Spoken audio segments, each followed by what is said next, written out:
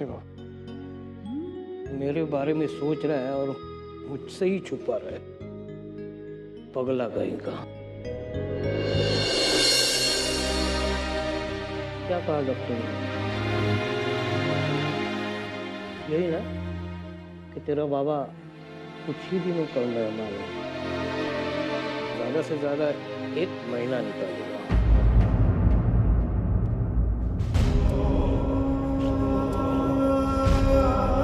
इसलिए तू उदास है ना? पर बेटा, मुझे ये बात पहले से ही मालूम थी। जब मुझे खून की उल्टी हुई ना, तब मैं डॉक्टर के पास गया था, पूरा चेकअप करवाया। तभी मुझे डॉक्टर ने कहा, दामोदर पंत, आपका रिजर्वेशन हो चुका है, आपकी गाड़ी कभी भी आएगी। नहीं बाबा, कुछ नहीं होगा आपको। मानो, एक अच्छा एक्टर होता है ना, वो अपने राइटर की ही सुनता है। वो जो कहता है, जैसा कहता है, उसी तरह उसे सब कुछ करना पड़ता है। गणपति बाप्पा जैसे राइटर ने मेरी एग्जिट तय की है। मैंने कहा ना आपसे, अरे कुछ नहीं होगा आपको। मुझे मेरे एग्जिट की चिंता नहीं है। बोल, तू मेरी बहू को वापस लाएगा? मरने से पहले तू मेरी ये आखिरी इच्छा पूरी करेगा? अभी ये सब के बारे में बाद में बात करेंगे, अब अभी अंदर से आराम करेंगे। नहीं, तू मेरी बात टाल मत। मुझे बता पहले, तू मेरी आखिरी इच्छा पूरी करेगा? देख मानो, मैंने जिंदगी में बहुत कुछ करके देखा है। जितना दुख पाया उतना सुख भी पाया है। अब जिंदगी में कुछ उम्मीद नहीं बची है मेरी। बस ये आखिरी इच्छा पूरी हो जाए, फिर मैं खुशी खुशी इस दुनिया से चला जाऊंगा। बाबा ऐसे नहीं, मुझे बता, तू अर्चना पे नहीं बाबा, अब जानते मैं आपकी बात नहीं खाता, लेकिन आप ये भी जानते हैं कि अर्चना इस घर में वापस नहीं आ सकती। फिर क्यों ऐसी बात बोल? क्या करूं बेटा, तू और अर्चना एक हो जाए, ये मेरी जिंदगी का सबसे बड़ा सपना है। और मैं आखिरी सांस तक वो सपना देखता ही रहूंगा। ये तुम दोनों पे निर्भर करता है कि तुम मेरा ये सपना पूरा करोगे तो नहीं।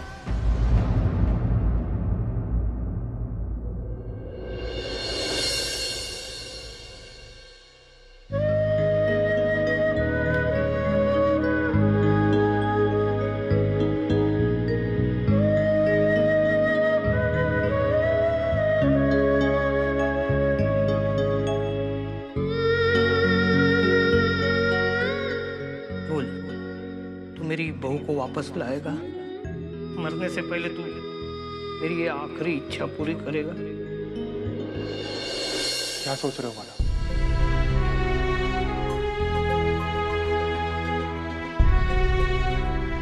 अपनी जिम्मेदारियों के बारे में सोच रहा है या बाबा की आखिरी इच्छा के बारे में? हमने कुछ गलत तो नहीं किया? अर्चना से शादी की थी तुमने, 7 जन्मों तक साथ निभाने का वादा किया। तुम्हें नहीं लगता कि दूसरों के बारे में कुछ ज्यादा सोचकर तुम अर्चना पे अन्याय कर रहे हो? माना कि वो कुछ बोलती नहीं, लेकिन उसकी भी तो अपनी उम्मीद है, अपने सपने।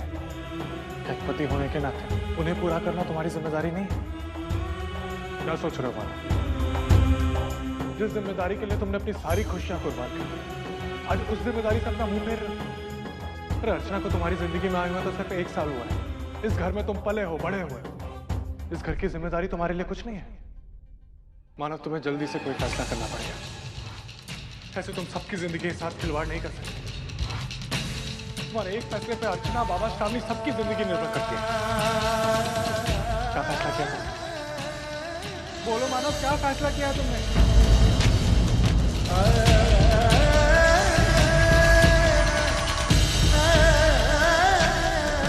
बाबा की आखिरी ख्वाहिश या शामी की तरफ जिम्मेदारी?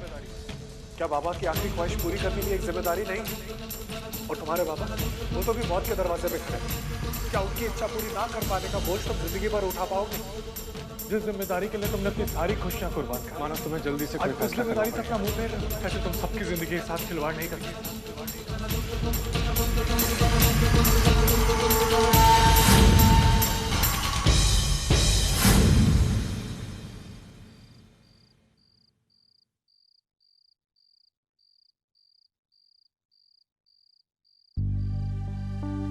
अब सतीश, तुम आज यहाँ पर सो जाना, मैं सोफे पे सो जाऊंगी।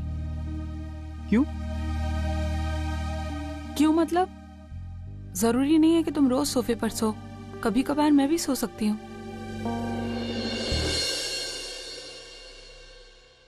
हाँ वर्षा, लेकिन मुझे अच्छा नहीं लगेगा। क्यों? मैं तुम्हारी आई से वादा किया है कि मैं तुम्हें कोई भी तकलीफ नहीं होने दूंगा। ये बहुत छोटी सी बात है, मुझे कोई प्रॉब्लम नहीं। लेकिन तुम्हारी खुशी से जुड़ी हुई कोई भी बात मेरे लिए छोटी नहीं हो सकती।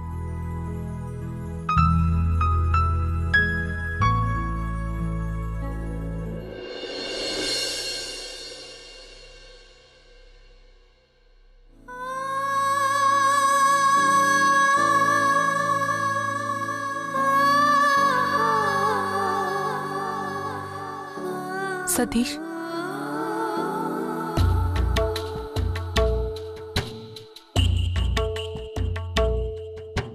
तुम सही थे और अब मुझे भी इस बात का एहसास हो रहा है, तुमसे ज्यादा प्यार करने वाला पति मुझे नहीं मिल सकता।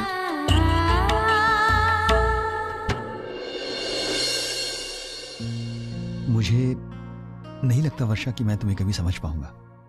मैं तुम्हारी अच्छाई पहले से जानती थी, लेकिन मुझे ऐसा लगता था कि अच्छाई के अलावा और भी कुछ गुण होते हैं जो मुझे मेरे पति में चाहिए। मेरी शादी के बारे में, मेरी लाइफ पार्टनर के बारे में मेरी एक अलग सोच थी, अलग राय थी, और शायद इसीलिए मैं तुम्हारे प्यार को कभी समझ ही नहीं पाई। लेकिन आज मैं जान गई हूं, अच्छाई और प्यार के सिवा और कुछ नहीं होता। अपने जीवन साथी का अगर साथ होना तो हर मुश्किल आसान हो जाती है, और इस बात का एहसास तुमने मुझे दिलाया। तुमने मेरी सोच बदल दी, मुझे बदल दिया, और आज जो बात तुम मेरे मुंह से सुनने के लिए आज तक बेकरार थे, वो बात आज मैं तुमसे कहने के लिए तुमसे भी ज्यादा बेकरार हूं। लो बाबा। बंधु, तू तैयार है? चल, मैं तुझे घर छोड़ता हूँ। अरे नहीं नहीं, मैं छोड़ने जा रही हूँ। आई। अरे तू सोच मत, मैं जो बोल रही हूँ सोच समझ के बोल रही हूँ। अरे बेटा, कल सुलोचना ताई के घर पे बहुत तमाशा हुआ था। वो औरत अगर इसको देखेगी ना तो उसके मन में आग उगलेगी। उसको कैसा ठंडा करना ये मैं बराबर जानती हूँ। तेरे जैसे अच्छाई का पुतला कुछ काम का नहीं, समझा?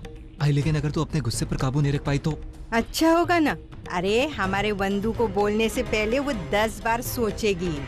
अरे देख बेटा, मैं बात को बिगाड़ने नहीं, एहसास दिलाने जा रही हूँ। हमारी वंदू अकेली नहीं है, उसकी आई उसके साथ है, हैं? चल बेटा चल, देर हो रही है। 1 मिनट आई। बाबा, मैं जा रही हूँ, आप अपना ख्याल रखना प्लीज। हाँ बेटा। हम लोगों की नहीं, अपनी बेटी का तो सुनो, और वो बकवास आदत है ना, छोड़ दो। अरे अच्छी याद आई, मानव घरत भाजी नहीं है, काम को जाने के पहले थोड़ी सब्जी लाके रखना बेटा। ओए, चल चल।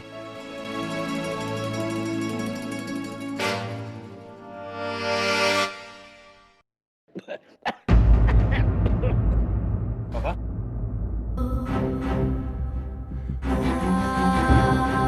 मेरी बहू को वापस लाएगा? मरने से पहले तू मेरी ये आखिरी इच्छा पूरी करेगा ये आखिरी इच्छा पूरी मेरी?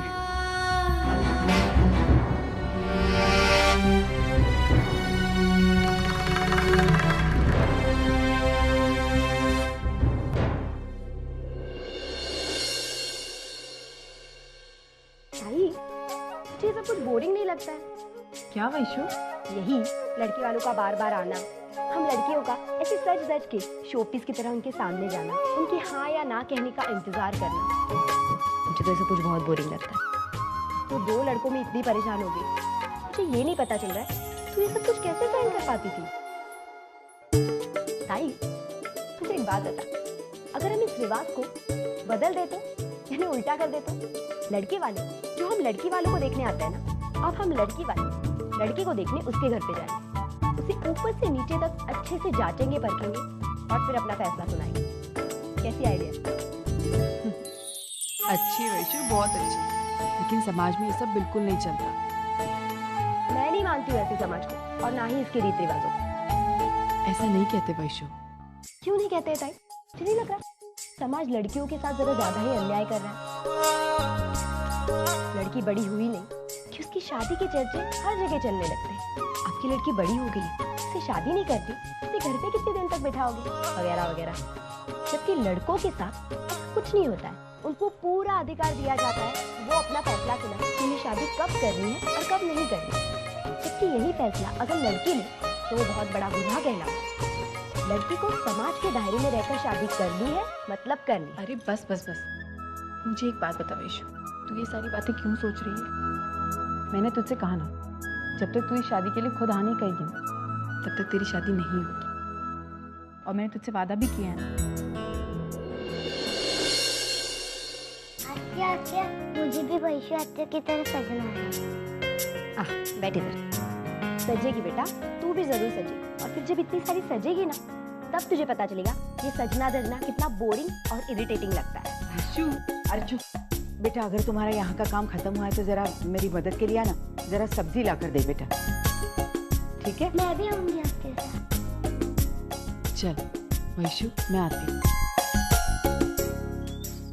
हाजी, जाओ अपनी नौकरानी से कह दो आरती लेके आए। मेरी प्यारी प्यारी बहुरानी को आखिर घर आने का समय मिल ही गया। देखो रसिका ताई, कुछ देखना दिखाना नहीं है मुझे। बड़ी डींगे मारती फिरती है ना आप अपने संस्कारों की।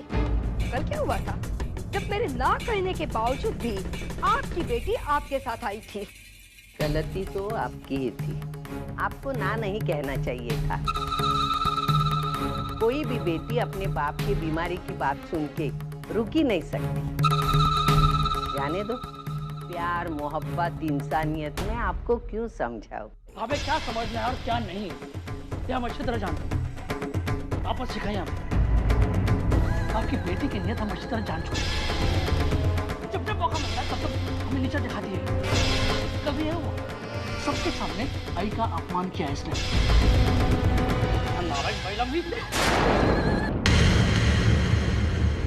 बेटा, अपनी जुबान और अपनी हाथ पे काबू रखना। कहीं गलती से अगर मेरा हाथ उठ गया। कल मेरी बेटी बहुत सही कह रही थी, क्योंकि तुम्हारी आई को बात बिगाड़ने की बहुत आदत है और मेरी बेटी उसे रोकने की कोशिश कर रही थी, समझे? आप अपनी बेटी के कुछ ज्यादा ही तरफदारी कर रही हैं। उसकी 2 वजह है। एक, मेरी बेटी सही है, और दूसरी, वो आप जैसे अमानुष लोगों में फंसी है। देखो, अभी भी समय है सुधारने का। कहीं ऐसा ना हो जाए अपने किए कर्मों पर पछताना पड़ेगा। और देखना रसिका ताई, मेरी बेटी वंदू अकेली नहीं है, उसकी आई उसके साथ है। अगर मेरी बेटी के साथ कोई बदतमीजी करेगा तो घाट माझ्याशी है। अरे हाँ रसिका ताई, आप तो महिला मंडल की अध्यक्षा हैं, सोसाइटी में आपका बड़ा नाम है। मैं तो बदनाम औरत ऐसा तमाशा खड़ा करूंगी ना, कहीं की नहीं रह जाएगी। बेटा अंदर जा, कपड़े बदल ले। चल।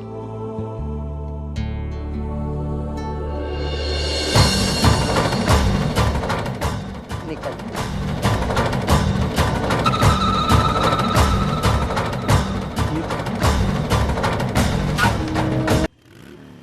भैया आधा किलो दे दीजिए जी। और अच्छे अच्छे डालना। हाँ हाँ। अच्छा भिंडी क्या भाव दी? 10 रुपए। ककड़ी नहीं है क्या? नहीं, उधर मिलेगा।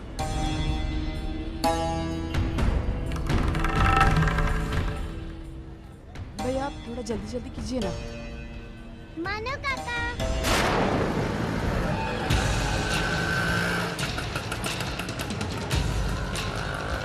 मेरी बहू को वापस लाएगा। मरने से पहले तू मेरी ये आखिरी इच्छा पूरी करेगा।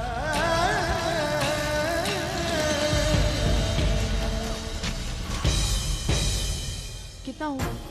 अर्चना, अच्छा वो तुम यहाँ मिल रहे हो, मुझे तुमसे कुछ बात करनी थी। भैया नहीं चाहिए मुझे, रहने दीजिए। चलो पुन्नी। अर्चना,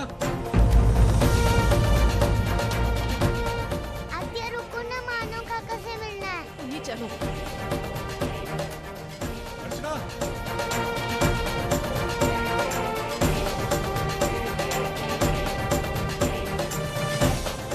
अत्ते रुको ना। अर्चना मुझे तुमसे कुछ बात करनी है। मानव बात करने का कोई फायदा नहीं है। अरे लेकिन मैं जो कहना चाहता हूँ वो। मानव क्या करूँ मैं?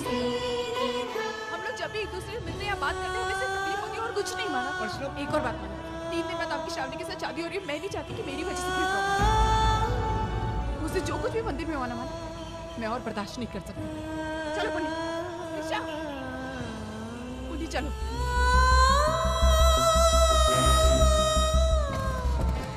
चलो भैया। अर्चना, अर्चना सुनो, मेरी एक बार बात तो सुनो। अर्चना, अर्चू अत्या, आप क्यों रो रही हो? मानो काका ने आपसे कुछ बोला भी नहीं, उल्टा आपने उन्हें डांट दिया, तो उन्हें रोना चाहिए ना।